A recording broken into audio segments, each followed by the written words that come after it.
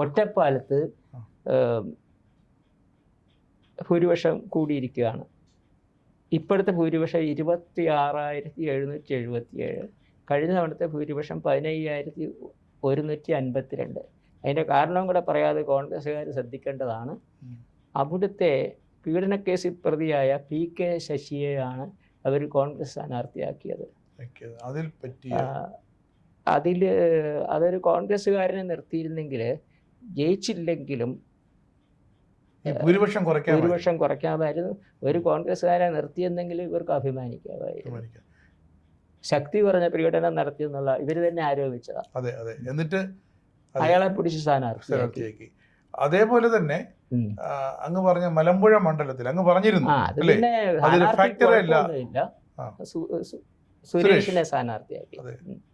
അത് ഒരു കോൺഗ്രസ്സുകാരെ നിർത്തിയാൽ മതിയായിരുന്നു. ഇയാൾക്ക് വലിയ സ്വാധീനമൊന്നുള്ള ആളല്ല വ്യക്തിപരമായിട്ട്. കോൺഗ്രസ്സുകാർ വീർപ്പൊഴുക്കണമായിരുന്നു.